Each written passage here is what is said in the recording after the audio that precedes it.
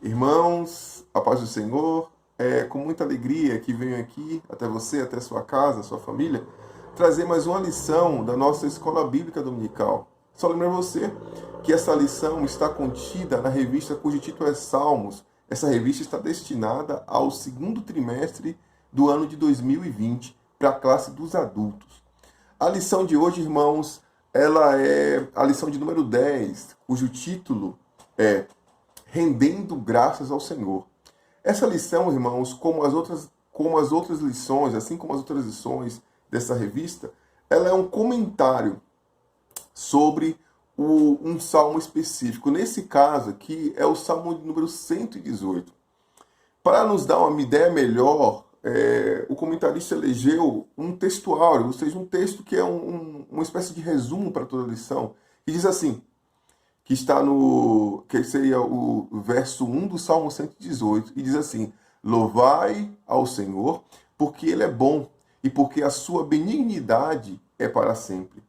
Além do Salmo 118, verso 1, o comentarista ele deixou para a gente alguns textos de referência, ou seja, textos sobre os quais ele vai comentar pontualmente durante a revista. E além do Salmo 118, verso 1, ele deixou alguns versos desse mesmo Salmo, que é o verso 2, que diz assim: Diga agora, Israel, que a sua benignidade é para sempre. Verso 5, invoquei o Senhor na angústia. O Senhor me ouviu e me pôs num lugar largo. Verso 14, o Senhor é a minha força e o meu cântico, porque Ele me salvou. Verso 22, a pedra que os edificadores rejeitaram tornou-se cabeça da esquina. Verso 27.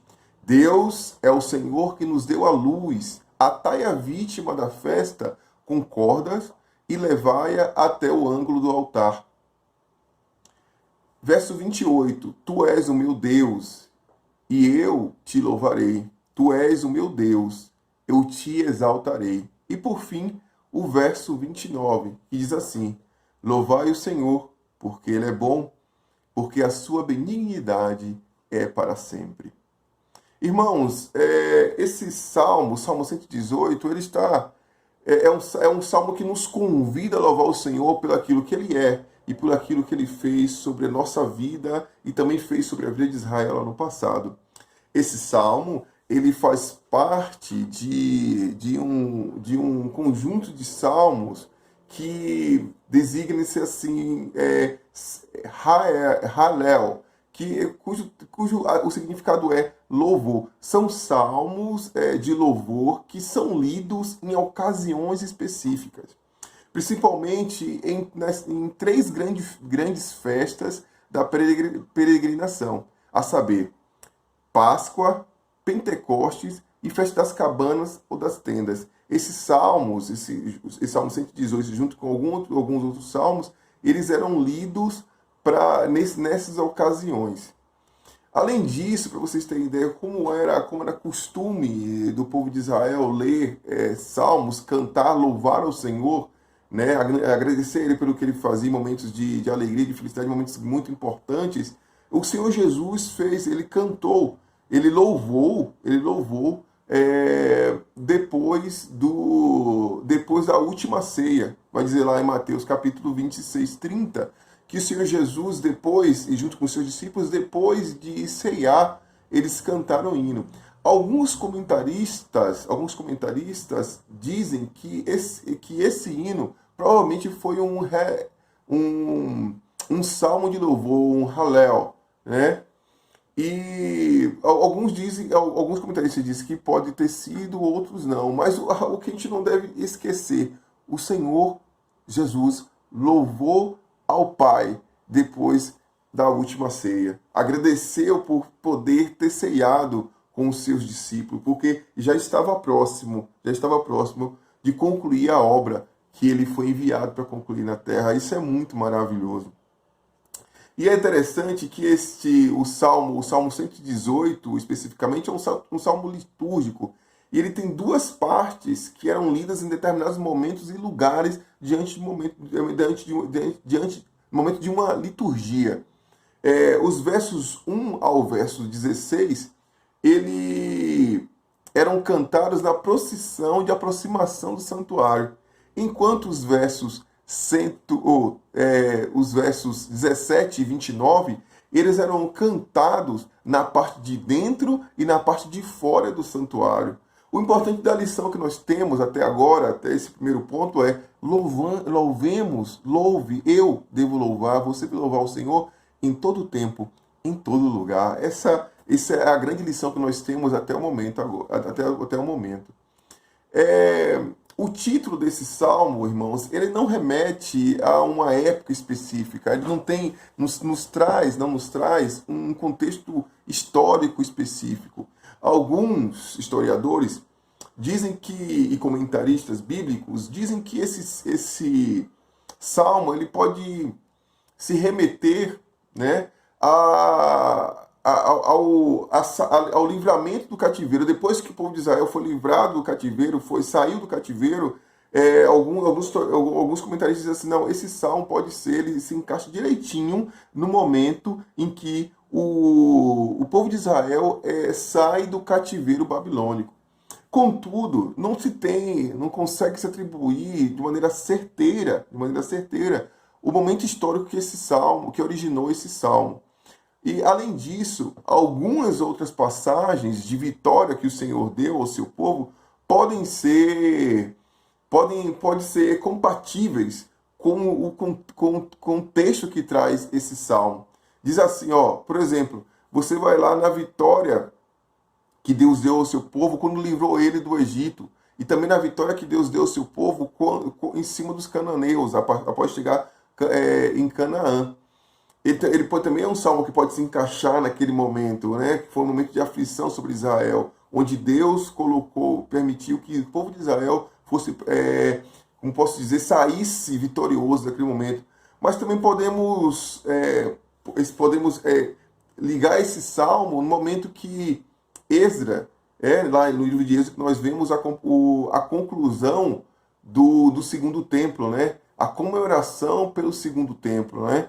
E também podemos atribuir esse salmo, né, como um fundamento histórico para esse salmo, a reconstrução dos muros, a reedificação dos muros de Jerusalém, que está descrita lá em Neemias. Então, meus queridos, esses salmos, nós não temos subsídio para dizer, não, esse salmo foi escrito sobre desse dado momento, como temos outros salmos, onde deixa algum resquício histórico, nos permite afirmar que ele foi elaborado com fundo em tal história ou em tal situação. Mas o importante e até interessante que esse salmo ele fala da vitória que Deus deu ao seu povo. O importante é Deus deu a vitória ao seu povo. Deus dá vitória ao seu povo. Portanto, o louvemos. Essa importância que nós devemos ter. Entendeu? É que o nosso Deus ainda continua dando vitória ao seu povo, aquele que é chamado pelo seu nome. Isso é importante. Lembremos, o Senhor dá vitória ao seu povo, portanto louvemos. E é um salmo, querido, que podemos ver que ele expressa gratidão a Deus. Ele não só reconhece quem Deus é, ele não só agradece, né? Ele não só cita aquilo que Deus fez, mas também é um salmo de gratidão, de reconhecimento do quem Deus é, da natureza de Deus e que Deus fez pelo povo de Israel. Esse é um salmo que nos faz lembrar que toda ação de graça, ela acompanha o louvor. Porque é impossível que alguém que lembre, que reconheça o que Deus fez, não louve.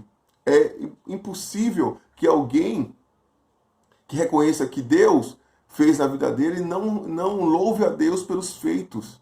Não seja grato pelaquilo que o Senhor fez. O próprio Senhor Jesus, né, em Mateus capítulo 11, verso 25, deu graças a Deus porque Deus ocultou o conhecimento sobre ele dos sábios, poderosos, e revelou aos pequeninos. Jesus deu graças. Apóstolo Paulo, na carta aos Romanos, capítulo 1, 21, ali mais ou menos, ele vai trazer como se fosse uma insatisfação, né? E vai jogar na cabeça do povo, falar assim, não, o povo, mesmo conhecendo a Deus, mesmo sabendo quem Deus era, não agradeceu a ele, não foi grato a ele, não glorificou a ele. Você vai ver lá exatamente no capítulo 1 do verso 21.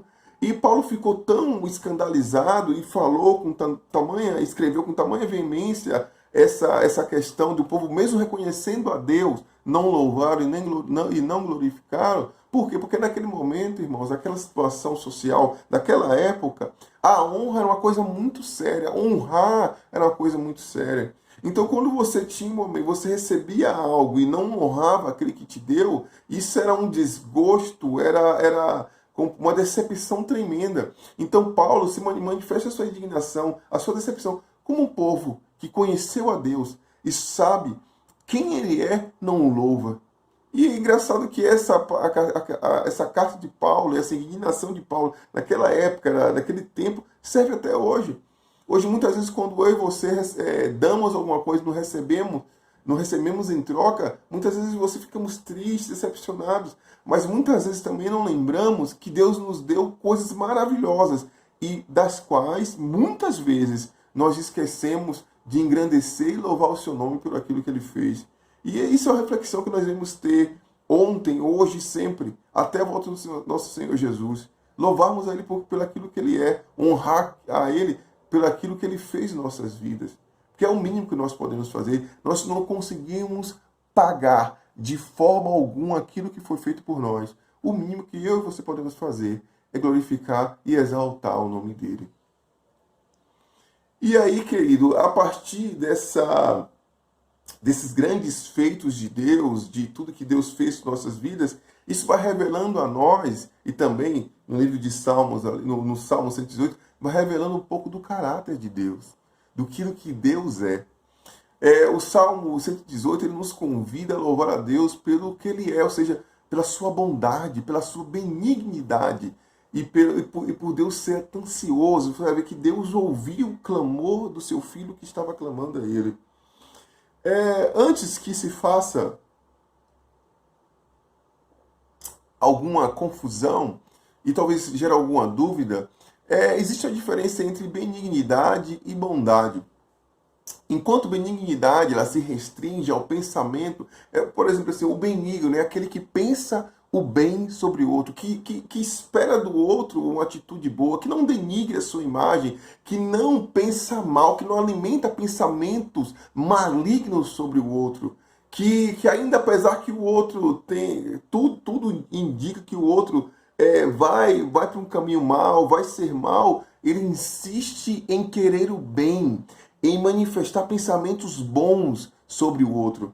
Enquanto bondade é ação, é o ato bondoso.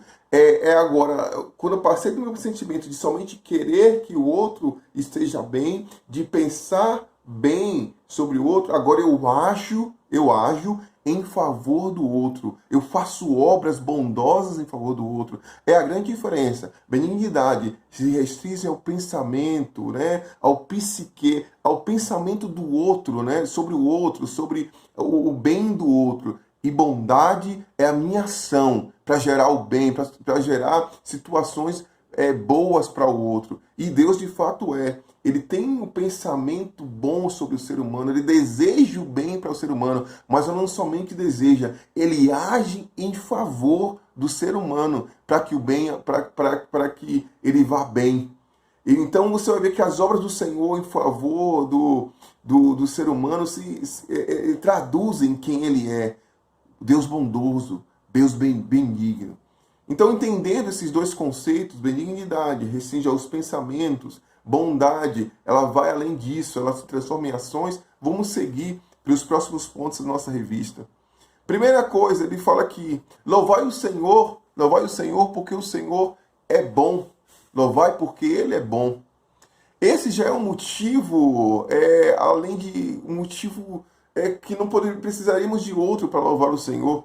E já é um motivo suficiente para morrermos, para que nossa vida seja dedicada a louvar. O Senhor é bom, o Senhor fez bem e faz bem sobre o seu povo.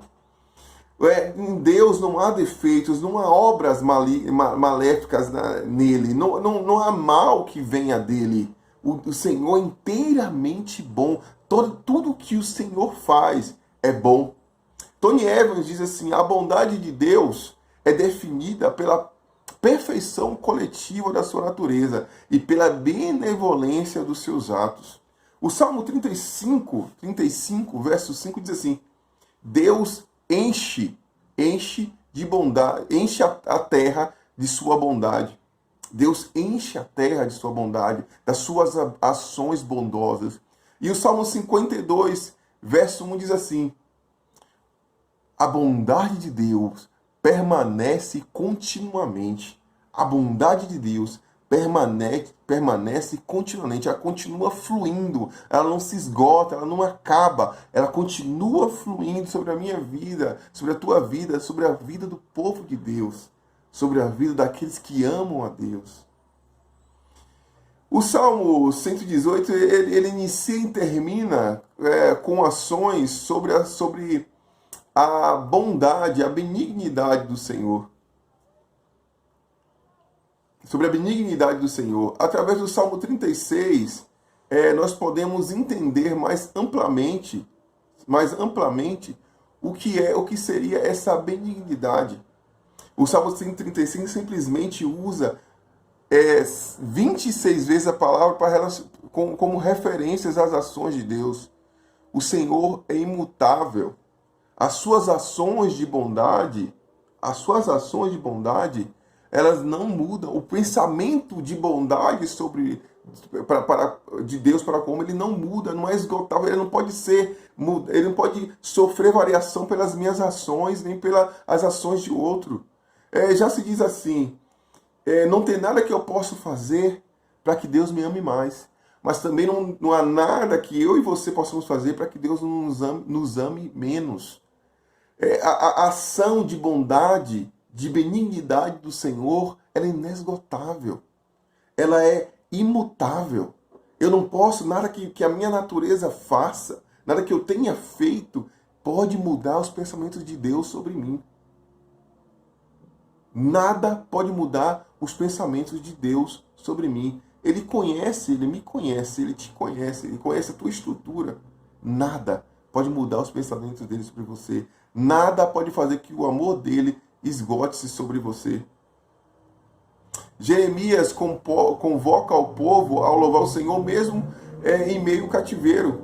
Quando no capítulo 33, a partir do verso 10, se não estou enganado, do livro de Jeremias, Jeremias direciona que o Deus vai livrar eles do cativeiro. E naquele momento, para que o povo louvasse a Deus, porque Deus era benigno, ou seja, os pensamentos de Deus de benignidade sobre o povo, de trazer bem ao povo, fazia parte dele, faz parte de Deus. Então, se eu falo assim, ó, pense, Jeremias trouxe ao povo e falou assim, estamos aqui, mas não fiquem desesperados.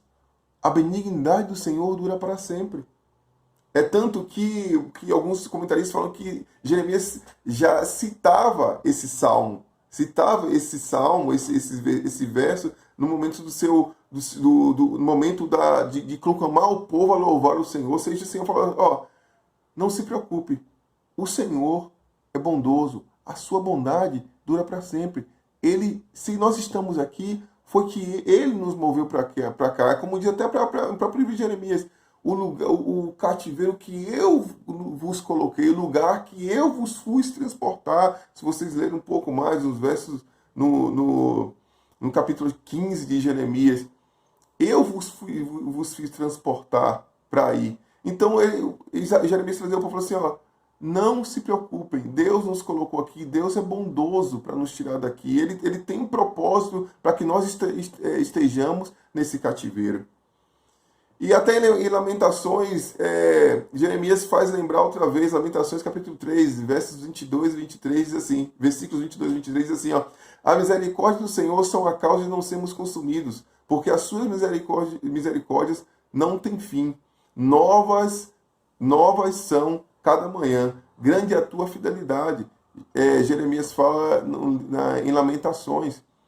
Então, meus queridos, em resumo, nesse ponto, ele nos traz assim, ó, vamos descansar e esperar em Deus. Não importa a situação que estejamos, não importa a situação que o povo de Deus estava naquela época, não importa a situação que você está, a benignidade do Senhor é para sempre.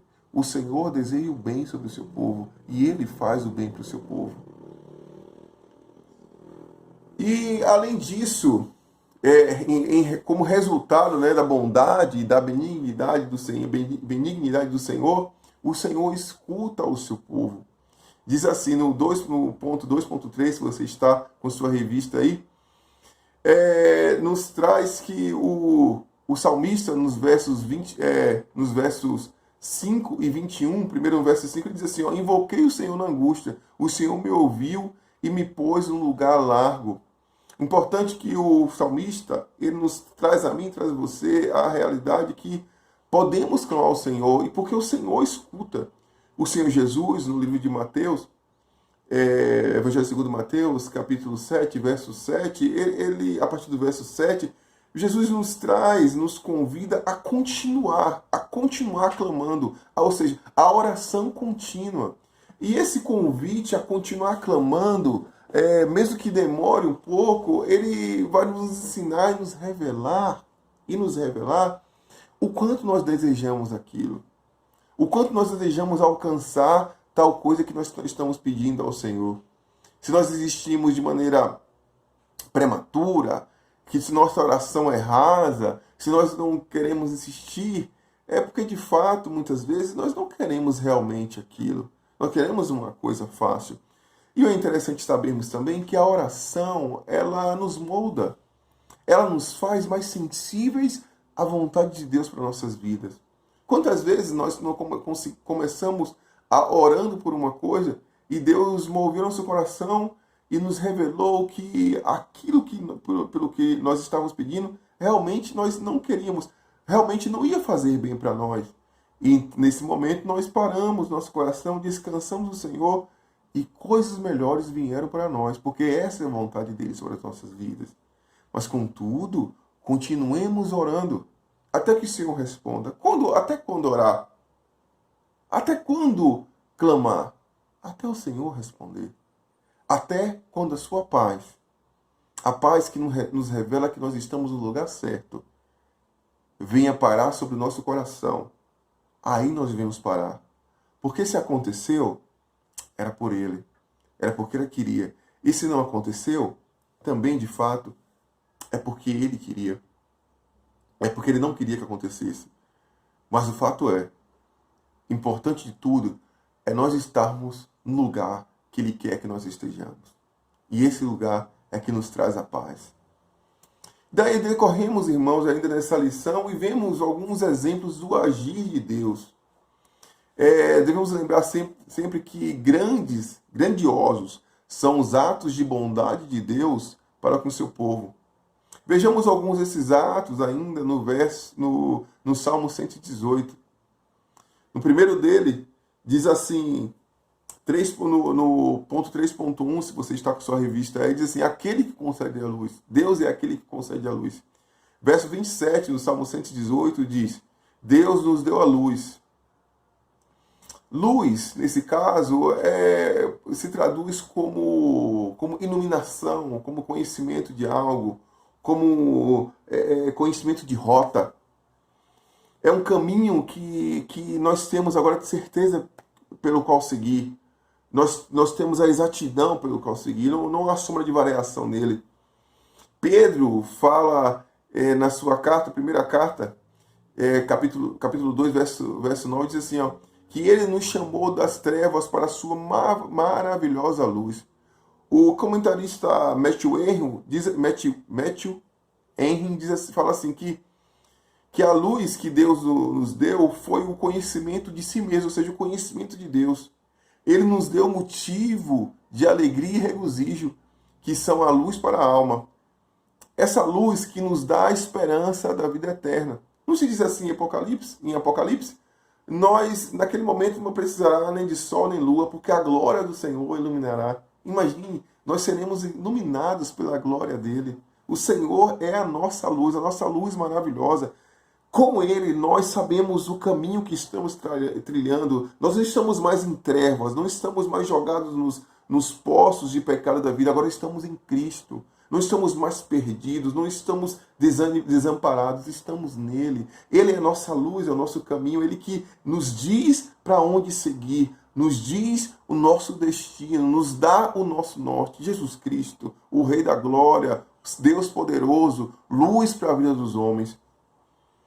E no verso 14, o salmista declara que o Senhor é a nossa força. Você vai ver o ponto seguinte da sua revista. O Senhor é a nossa força. Para alguns comentaristas, esse salmo, ele cita esse verso do Salmo 118, ele cita o hino da vitória de Moisés cantado lá em Êxodo. Quando Moisés, não sei se você recorda, quando Moisés e o povo de Israel saiu do Egito. E Moisés, citando, esse melhor salmo citando Moisés dizia assim, no Êxodo capítulo 15, verso 2, diz assim, o Senhor é a minha força, o meu cântico, ele me foi por salvação, este é o meu Deus, portanto lhe farei uma habitação, ele é o Deus de meu pai, por isso eu o exaltarei. Moisés cantou isso quando Deus deu livramento lá do povo do Egito, quando ele saiu do povo, quando tirou o povo de Israel do povo do Egito, da escravidão de Faraó. Então Moisés louvou o Senhor e o salmista incluiu esse cântico de Moisés dentro do seu salmo. Isso é uma coisa linda e maravilhosa.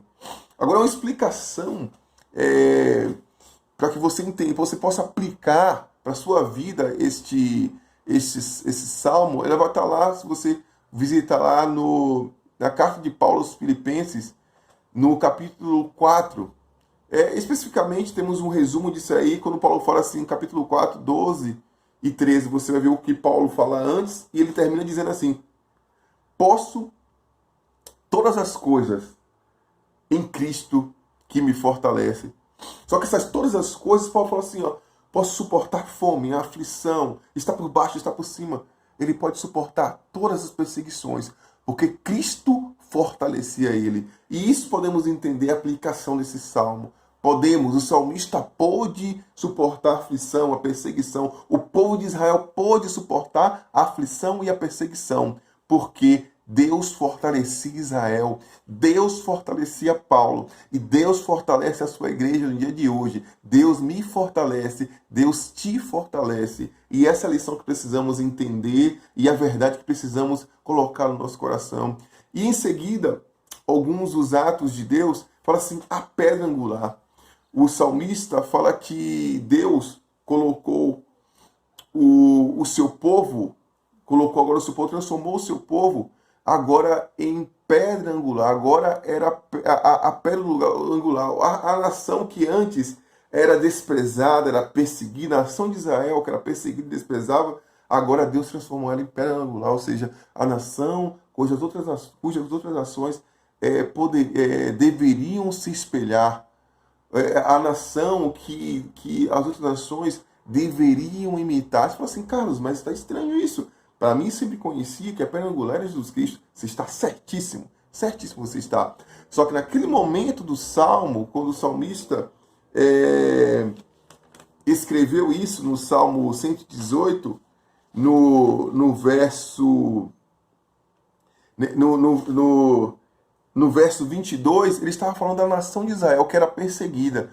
Mas, você está certo, a Bíblia diz, o próprio Jesus faz referência a si mesmo como pedra angular. Naquele momento que foi escrito Salmos, a nação de Israel era pedra angular para outras nações. Mas agora, com o advento da graça, com Cristo encarnado, Cristo é o homem que é a pedra angular, a referência de todos os homens, aquele que veio e venceu o pecado, aquele que não pecou, aquele que não se entregou às astutas ciladas do inimigo e venceu para que eu e você pudéssemos estar com ele eternamente. Ele venceu. E tanto é que o apóstolo Pedro e o apóstolo Paulo, ambos reconheceram que Cristo de fato era pedra angular. Então não há uma confusão teológica aqui. Naquele momento específico, a nação de Israel, o salmista cantou, ó, Deus tirou a gente de um lugar de decepção, de perseguição, de vergonha e nos colocou agora como um lugar,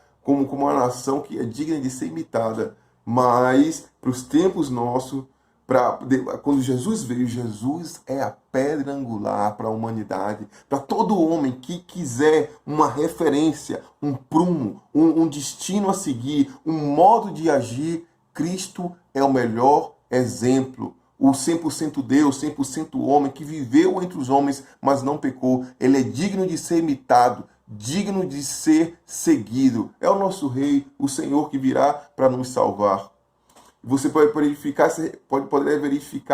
esse reconhecimento de Paulo, de Pedro, em Atos capítulo 4, verso 10 e 11. Também pode verificar em Efésios 2, capítulo 2, verso 20. E também a primeira carta de Pedro, capítulo 2, versos 6 a 8. O importante é, Deus age em favor do seu povo. Não porque somos bons, mas porque Ele é grandemente misericordioso, porque é bondoso, bendito, maravilhoso, Deus benigno de paz. E por fim, concluímos dizendo, o Salmo 118, irmãos, ele nos instrui que os servos de Deus, aqueles que estão em Cristo, devem louvá-lo. Na realidade, melhor dizendo, aqueles que estão em Cristo louvam ao Senhor e são gratos ao Senhor pelo aquilo que Ele fez. O Salmo 118 nos mostra que Deus é bondoso e Deus é benigno, que Deus age em favor do seu povo, que Deus não está parado, que Deus não está surdo, que Deus não está com seus braços agravados. Deus se move em favor do seu povo. Deus cuida do seu povo. E essa é a grande lição que o Salmo 118 traz. Deus faz tudo isso por nós. Portanto, o louvemos. Mas não só por aquilo que Ele faz. Deus, além de fazer por nós, Deus em si só, na sua natureza, Ele é bom. E só isso, como se fosse só pouco, mas isso é grandioso, isso me leva a louvá-lo e a exaltá-lo. Deus abençoe a sua família. Deus abençoe a sua casa. Se tiver alguma dúvida, mande para nós através da nossa página, nossas páginas, nossa igreja, da Assembleia de Deus, ADMIP, Independência, né? Que o Senhor abençoe a sua vida, abençoe a sua casa e te dê um dia de paz e uma vida em Cristo, em nome de Jesus.